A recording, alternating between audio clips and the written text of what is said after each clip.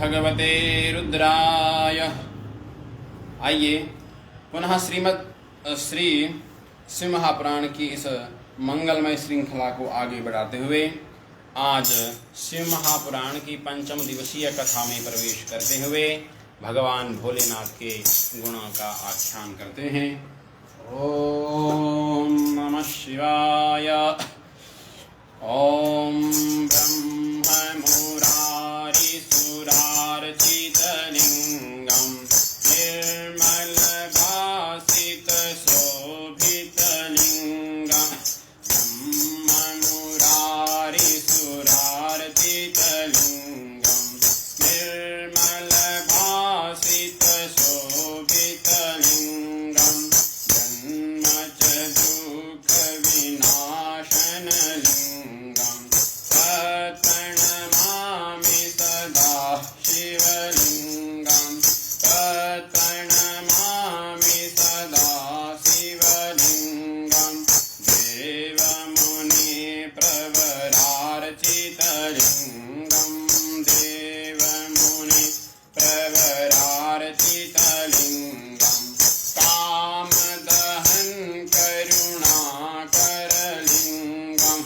रावणदर्प विनाशनलिंगम तत्प्रणमामि सदा शिवलिंगम तत्प्रणमामि सदा शिवलिंगम सर्वसुगन्धिसुलेपितलिंगम सर्वसुगन्धिसुलेपितलिंगम बुद्धिविवर्धनकारणलिंगम सिद्धसुरासुरवन्दितलिंगम तत्प्रणमामि सदा शिवलिंगम तत्प्रणमामि सदा शिवलिंगम कनकमहामणिभूषितलिंगम कनकमहामणिभूषितलिंगम फणिपतिवेष्टितशोभितलिंगम दक्षसूयज्ञविनाशनलिंगम तत्प्रणमामि सदा शिवलिंगम तत्प्रणमामि सदा शिवलिंगम कुङ्कुमचन्दनलेपितलिंगम कुङ्कुमचन्दनलेपितलिंगम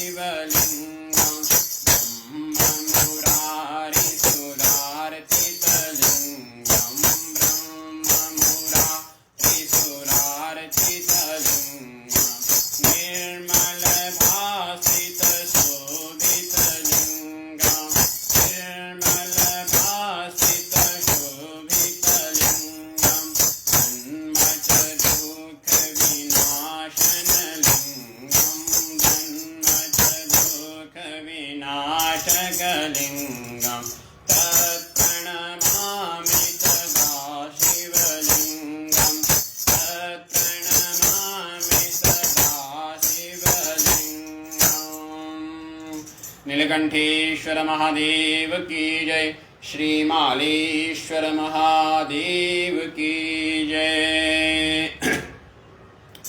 ओम गंगातरंगरमणीयजटाकलापं गौरी निरन्तरविभूषितवामभागं नारायणं प्रियमनङ्गमदापहारं वाराणसीं पुरपतिं भज विश्वनाथं वाराणसीं पुरपतिं भज विश्वनाथं। नीलकंठेश्वर महादेव की जय। श्री केदारेश्वर महादेव की जय। श्री मालेश्वर महादेव की जय। सद्गुरुदेव भगवान की जय। आइए पुनः इस श्रावण माह के मंगलमय उपकरणों में भगवान देवों के देव महादेव के मंगलमय आख्यानों का श्रवण हम शिव महापुराण के माध्यम से कर रहे थे और आज यह पंचम दिवस का सत्र शिव महापुराण के आख्यानों का। आइए इस शिव महापुराण के पंचम दिवस में प्रारंभ करते हैं।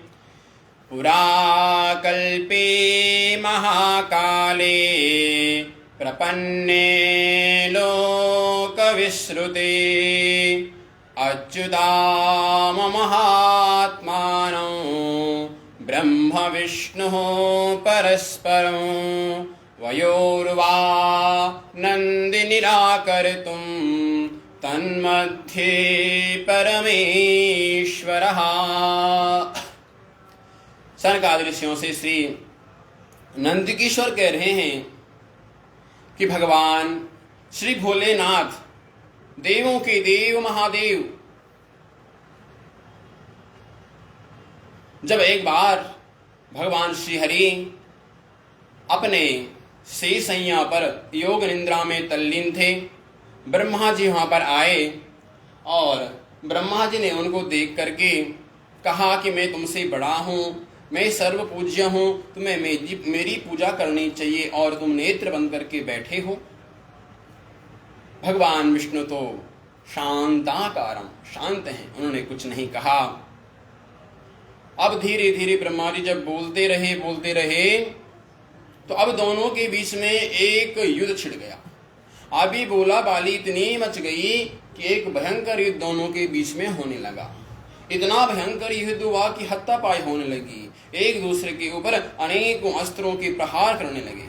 ब्रह्मा जी विष्णु जी के ऊपर अस्त्रों का प्रहार करते हैं और भगवान श्री विष्णु जी भी ब्रह्मा जी के ऊपर अस्त्रों का प्रहार करते हैं और ब्रह्मा जी विष्णु जी के ऊपर अनेकों अस्त्रों के प्रहार करते हैं। अनेकों अस्त्रों के प्रहार करते करते सभी देवताओं को चिंता हुई और सभी देवता भगवान श्री भोलेनाथ के पास गए और भगवान श्री भोलेनाथ से प्रार्थना की, हे प्रभु यह क्या हो रहा है। भगवान विष्णु सृष्टि के भर्ता हैं और ब्रह्मा जी सृष्टि के कर्ता हैं। अब जब दोनों आपस में लड़ेंगे तो किस प्रकार से यह पृथ्वी का पालन होगा, इस धराधाम का पालन किस प्रकार से होगा। और इतने भयंकर भयंकर अस्त्र इन दोनों के बीच में चल रहे हैं कि जिस कारण से प्रलय हो जाएगा। प्रभु आप ही कुछ करिए। भोलेनाथ ने कहा, आप बिल्कुल भी चिंता ना करो, मैं सब देख रहा हूं और अभी मैं स्वयं जा करके इनके युद्ध को संपूर्ण करता हूं। तब भगवान श्री हरि, भगवान श्री देवों के देव महादेव ने सभी देवताओं को अपने अपने स्थानों पर भेजा और भगवान श्री भोलेनाथ वयोर्वानंद निराकर्तुं तन्मध्ये परमेश्वरा निष्कलाशतमा स्तंभरूपेण स्वरूपं समदर्शयत्। और उसी समय भोलेनाथ श्री मालेश्वर महादेव देवों के देव श्री भोलेनाथ ब्रह्मा जी और विष्णु जी के मध्य में एक स्तंभ के रूप में प्रकट भये। इतना भयंकर स्तंभ है, उस स्तंभ का ना तो आदि है और ना अंत है। उस स्तंभ को जब ब्रह्मा जी ने और विष्णु जी ने देखा तो दोनों अचकित रह गए। और इतना भयंकर स्तंभ अग्नि के समान प्रज्वलित, ना तो इसका आदि है और ना इस स्तंभ का अंत है। अब ब्रह्मा जी विष्णु जी आपस में दोनों तो लड़ रहे थे, परंतु अब दोनों ने आपस में मित्रता बना दी और कहा कि इस स्तंभ का आदि और अंत कहाँ है। जो पहले इसका आकाशवाणी हुई, आकाशवाणी ने कहा आप दोनों आपस में मत लड़िए, जो इस स्तंभ का आदि और अंत पहले मालूम कर लेगा वही सर्वश्रेष्ठ है और वही सर्वसंपूज्य है। इस प्रकार से जब दोनों के मध्य में यह बात छिड़ी तो भगवान ब्रह्मा जी हंस के ऊपर संहार होकर के आकाश मंडल में गए और भगवान श्री विष्णु वराह रूप धारण करके इस पृथ्वी पर गए। पृथ्वी को चीरते पाताल लोक में पहुंच गए, परंतु इस स्तंभ का आदि उन्हें नहीं मिला, इस स्तंभ का अंत नहीं मिला। ब्रह्मा जी आकाश मंडल में जा रहे हैं, अनेकों वर्ष बीत गए, परंतु इस स्तंभ का उन्हें आदि नहीं मिला, इसका छोर कहाँ है वो नहीं मिला। जाते जाते जब बड़ा समय व्यतीत हो गया तो ब्रह्मा जी को ऊपर आकाश मंडल से एक केतकी का पुष्प गिरते हुए दिखा, और वो केतकी के पुष्प जब ब्रह्मा जी को दिखा तो ब्रह्मा जी ने कहा भाई देखो, मेरे और विष्णु जी के बीच में यह बात छिड़ी है और आकाशवाणी ने हमें कहा है जो इस स्तंभ का आदि और अंत पता कर लेगा वही सर्वश्रेष्ठ होगा और वही सबसे बड़ा देव होगा। तो केतकी के पुष्प से कहा कि भाई तुम थोड़ी मेरे लिए झूठ बोलिए, अगर तुम मेरे लिए झूठ बोलोगे तो मैं सर्वसम्मान हो जाऊंगा, संपूर्ण विश्व मुझे सर्वश्रेष्ठ देवता मानेगा और मैं तुम्हें भी उच्च पद की प्राप्ति कराऊंगा।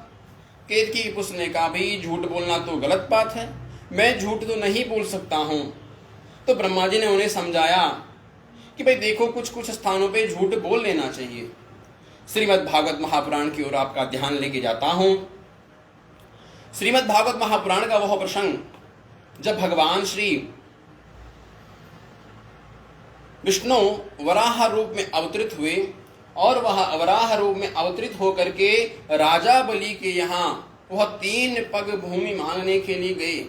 जब 3 पग भूमि मांगने के लिए गए तो राजा बलि तो इनको पहचान नहीं पाया, परंतु शुक्राचार्य इनको पहचान गए। शुक्राचार्य ने कहा महाराज बलि ये कोई वामन नहीं है, ये भगवान विष्णु का अवतार है और यह आपको छलने के लिए आया है, इसलिए तुम झूठ बोल दो, मैं आपको 3 पग भूमि नहीं दूंगा।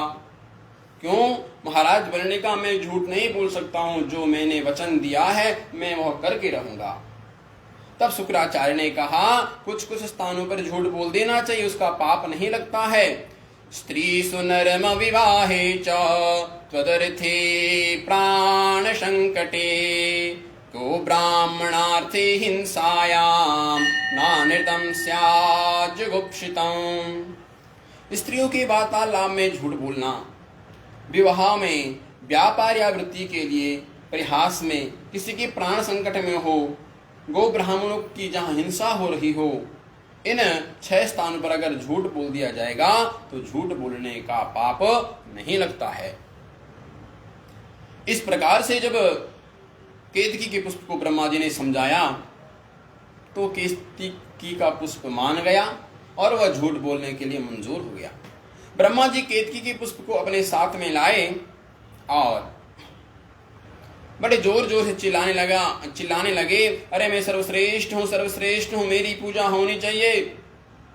अब भगवान विष्णु तो वराह रूप से इस पृथ्वी का, इस स्तंभ का अंत पता करने गए हैं, परंतु इस स्तंभ का अंत नहीं मिला। अनेकों वर्ष भगवान विष्णु को व्यतीत हो गए। भगवान विष्णु आए और ब्रह्मा जी ने कहा देखो देखो मैंने इस स्तंभ का पता लगा लिया है। भगवान विष्णु ने कहा मैं कैसे मानूं? कहा देखो देखो मेरे सामने यह केतकी का पुष्प है ना, यह प्रत्यक्ष प्रमाण है।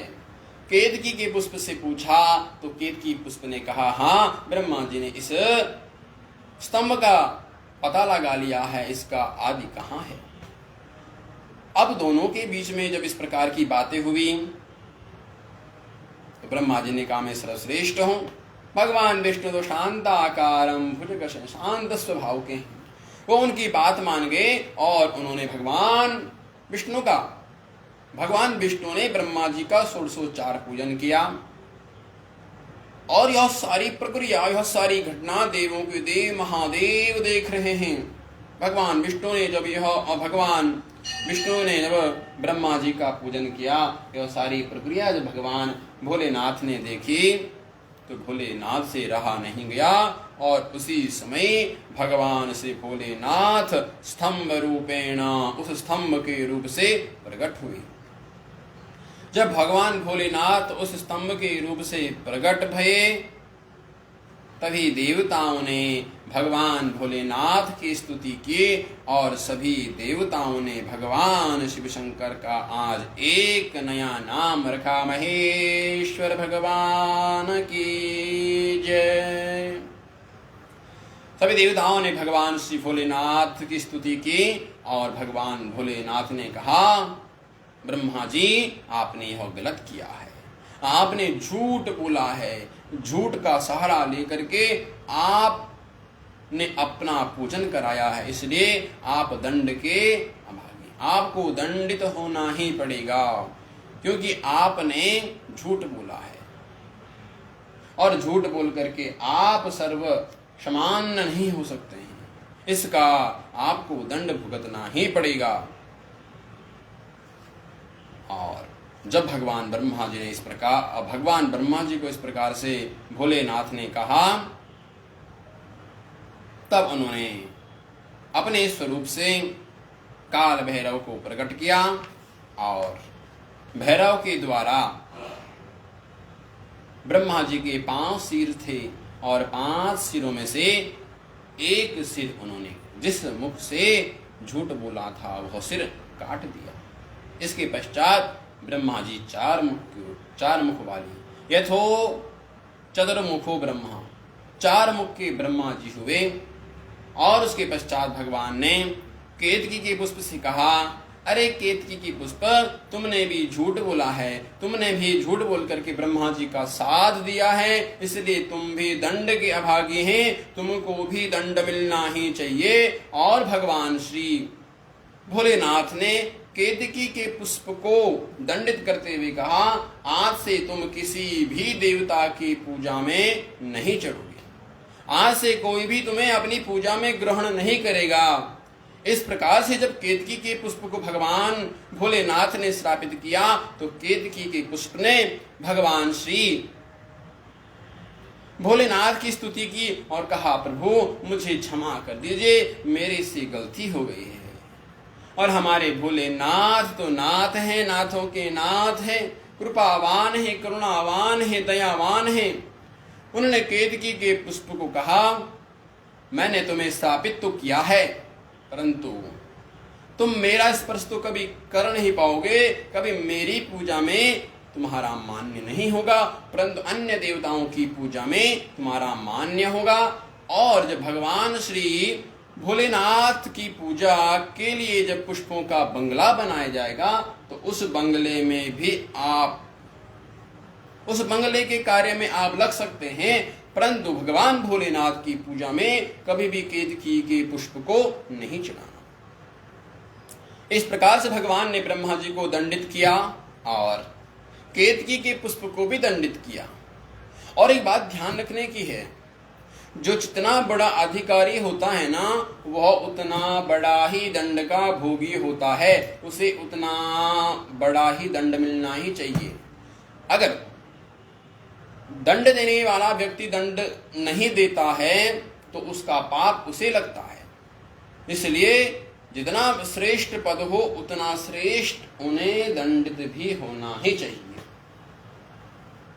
इस प्रकार से जब दोनों को दंडित किया तब भगवान श्री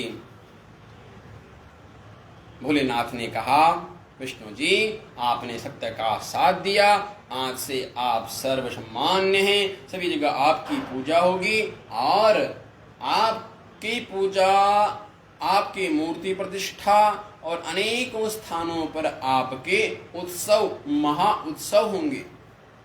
और ब्रह्मा जी से कहा कि तुमने झूठ बोला है तो आज से तुम्हारी पूजा कहीं भी नहीं होगी, पूजा ही नहीं तुम्हारा मंदिर भी कहीं नहीं होगा। जब इस प्रकार से कहा तो ब्रह्मा जी ने भगवान भोलेनाथ से प्रार्थना की, प्रभु भूल चूक से मेरे से गलती हो गई, उसके लिए मैं क्षमा चाहता हूं। जब अनेकों बार ब्रह्मा जी ने क्षमा याचना की तो भगवान भोलेनाथ ने उनको क्षमा करते हुए कहा, पुष्कर में तुम्हारा एक मंदिर होगा और तुम्हारी पूजा तो अनेकों स्थानों पर नहीं होगी, परंतु जब भी यज्ञ कार्य होगा, हवन इत्यादि होगा, तो वहां पर आपका पूजन होगा। कोई भी यज्ञ हो वह आपके बिना नहीं पूर्ण होगा। इसलिए यज्ञ में भगवान श्री ब्रह्मा जी का आसन दिया जाता है। यथा चतुर्मुखो ब्रह्मा, ब्रह्मा जी का कहीं पूजन नहीं, केवल पुष्कर में एक मंदिर और ब्रह्मा जी के लिए यज्ञ में स्थान दिया गया। जितना भी यज्ञ हो, चाहे कोई बड़ा यज्ञ हो अथवा छोटा यज्ञ हो, उस यज्ञ में ब्रह्मा जी की अनुमति के द्वारा और ब्रह्मा जी के पूजन के बिना वह यज्ञ संपन्न नहीं होता है। इसलिए यज्ञ में ब्रह्मा जी का पूजन बहुत जरूरी है। इस प्रकार से जब भोलेनाथ ने ब्रह्मा जी को यह वरदान दिया, भगवान विष्णु को भी वरदान दिया और केतकी के पुष्प को क्षमा याचना की और कहा, आज से मेरी पूजा में केतकी के पुष्प का कभी भी मान्य नहीं होगा। केतकी के पुष्प अनेकों देवताओं को चढ़ाया जा सकता है, परंतु भगवान भोलेनाथ की पूजा में केतकी का पुष्प नहीं चढ़ाया जाएगा। इस प्रकार से भगवान भोलेनाथ ने इन तीनों पर करुणा बरसाई, तब भगवान ब्रह्मा जी ने और विष्णु जी ने भगवान शिव शंकर का 1604 पूजन किया और 1604 पूजन करने के पश्चात भगवान भोलेनाथ प्रसन्न भये और भगवान भोलेनाथ ने कहा, अब पूजा क्या है?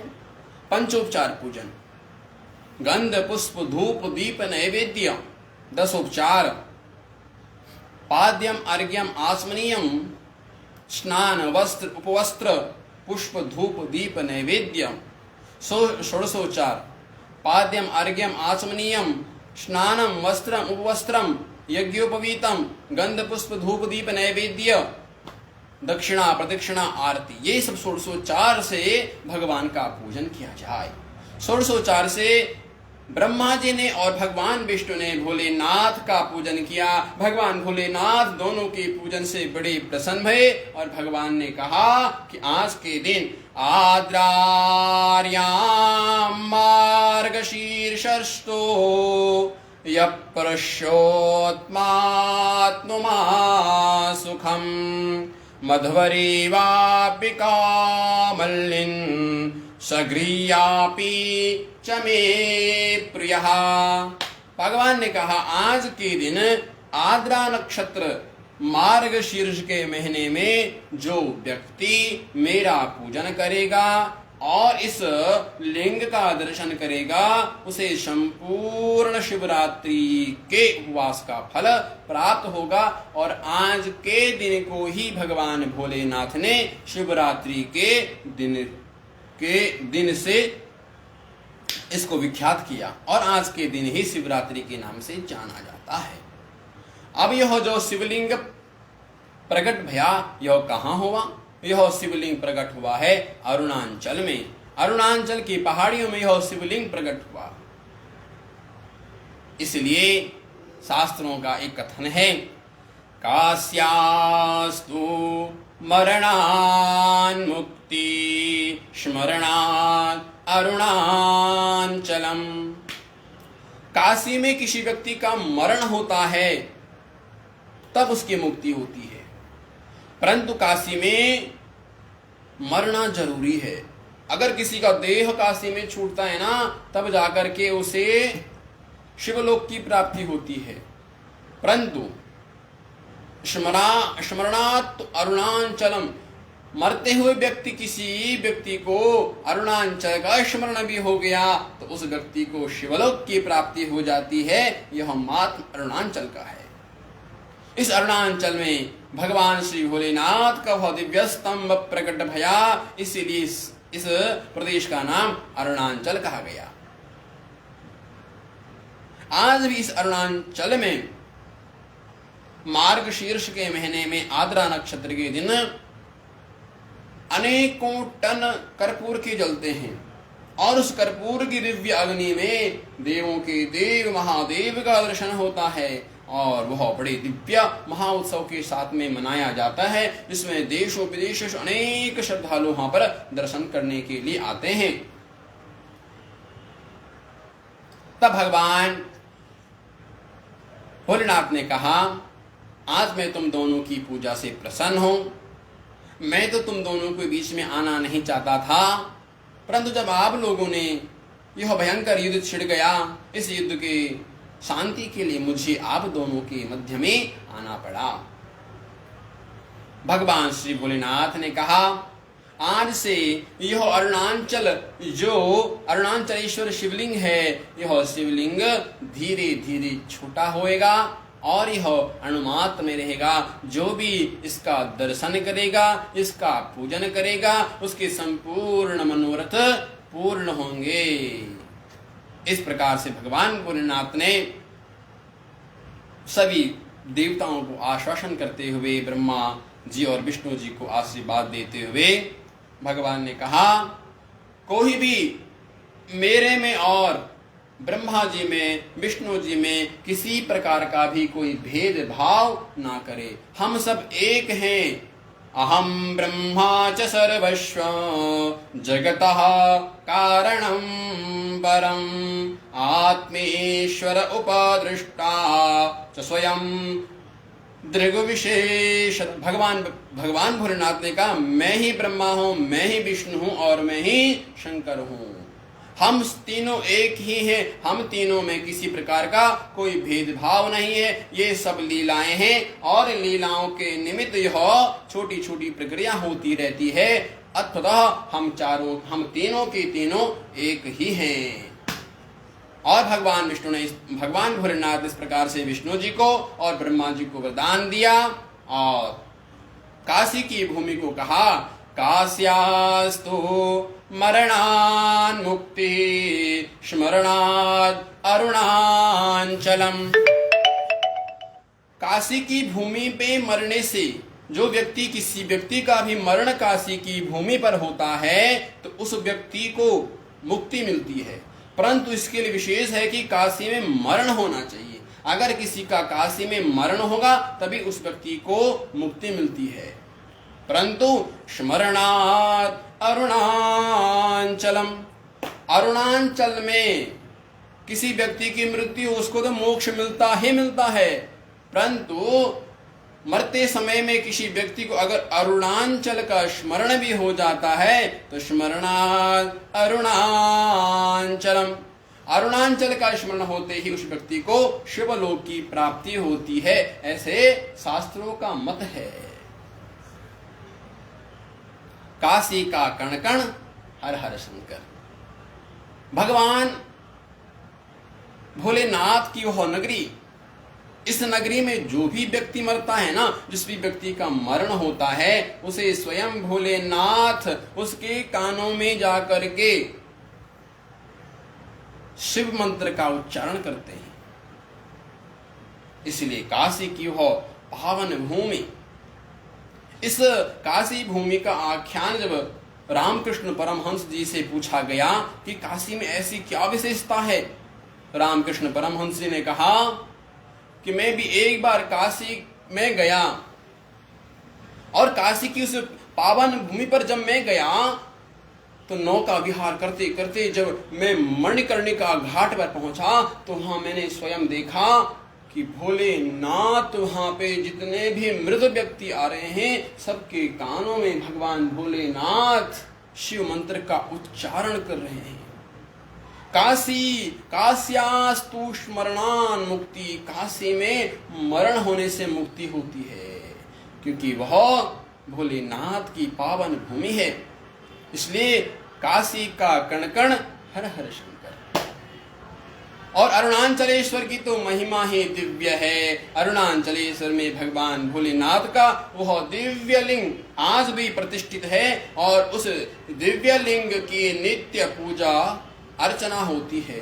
अनेकों श्रद्धालु वहां पर भगवान भोलेनाथ की उस दिव्य शिवलिंग की उपासना और उसके दर्शन के लिए आते हैं। इस प्रकार से भगवान श्री भोलेनाथ ने ब्रह्मा जी और विष्णु जी को आश्वासन दिया और उन्हें आशीर्वाद देते हुए भगवान श्री भोलेनाथ वहां से अंतर्धान हुए। ब्रह्मा जी और विष्णु जी में पुनः मित्रता बन गई और फिर सबके सब एकजुट होकर के भगवान श्री भोलेनाथ की मंगलमय आराधना करने लगे।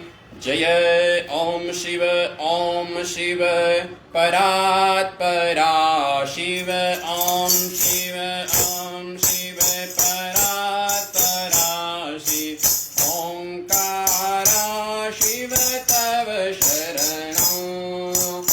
ओम शिव परात् परा शिव ओंकारा शिव तव शरणं। हे शिव शंकर भवानी शंकर, हे शिव शंकर भवानी शंकर, उमा महेश्वर तव शरणं। ओम शिव परात् परा शिव ओंकारा शिव तव शरणं। ओंकारा शिव तव शरणं। ओंकारा शिव तव शरणं।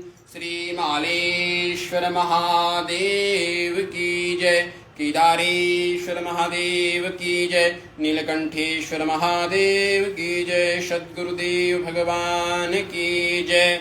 इस प्रकार से आज हमने इस श्रावण माह के पंचम दिवस में मंगलमय भोलेनाथ की उस दिव्य स्तंभ का किस प्रकार से प्रकट भया, भगवान भोलेनाथ किस प्रकार से हमारे ऊपर करुणा बरसाने के लिए इस धराधाम पर प्रकट भये, आज हमने उस दिव्या ज्योतिर्लिंग के बारे में श्रवण किया। और कल किस प्रकार से भगवान भोलेनाथ ने ब्रह्मा जी को और विष्णु जी को किस प्रकार का ज्ञान प्रदान किया, वो दिव्य ज्ञान है, विद्येश्वरी संहिता का वो दिव्य ज्ञान है। उस ज्ञान को किस प्रकार से भगवान भोलेनाथ ने ब्रह्मा जी के माध्यम से, विष्णु जी के माध्यम से हम संपूर्ण मानव कल्याण के लिए वह ज्ञान प्रदान किया है, उस ज्ञान के बारे में हम कल श्रवण करेंगे। आज की कथा को यहीं पर विश्राम देते हुए ओम तत्सत् श्री नीलकंठेश्वर महादेव चरणार्पणमस्तु। नमः पार्वती पतये हर हर महादेव हर।